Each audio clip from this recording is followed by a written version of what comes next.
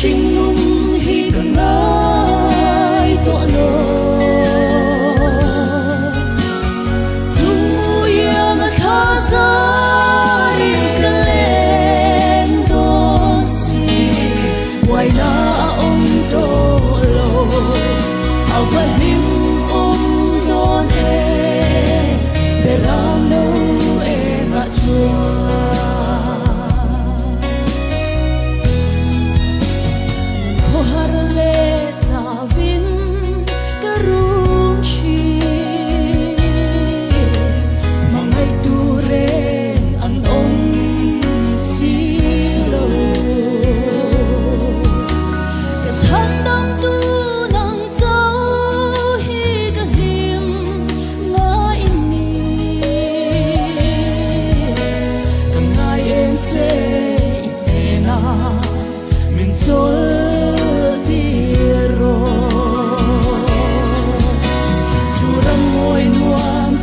Hên hôn in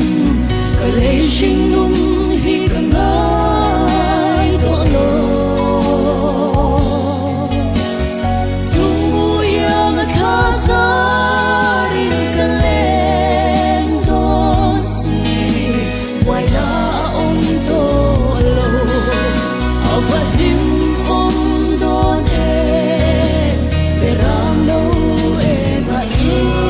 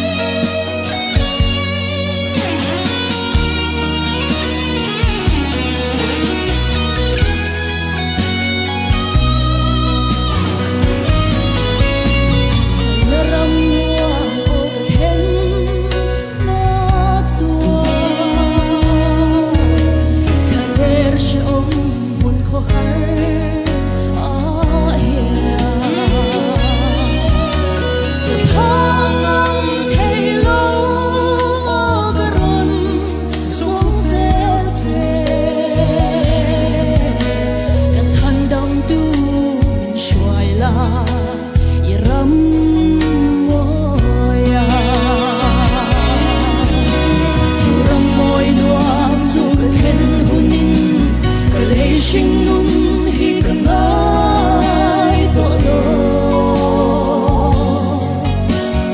dù mùi mà tha ra rin cả lên đó si ngoài na ông tô lô ao vật lim đón em để làm đâu em ngã chua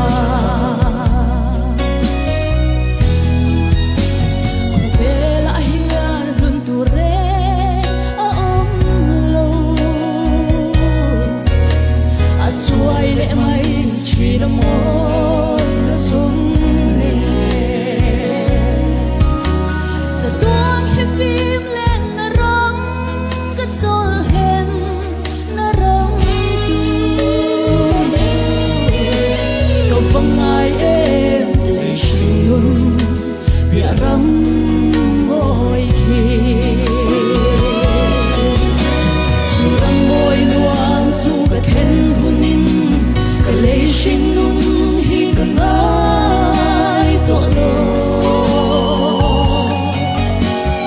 dù mùi mà tha ra rin cả lên đó si ngoài na ông tô lô ao vật lim đón em để làm đâu em ngã chua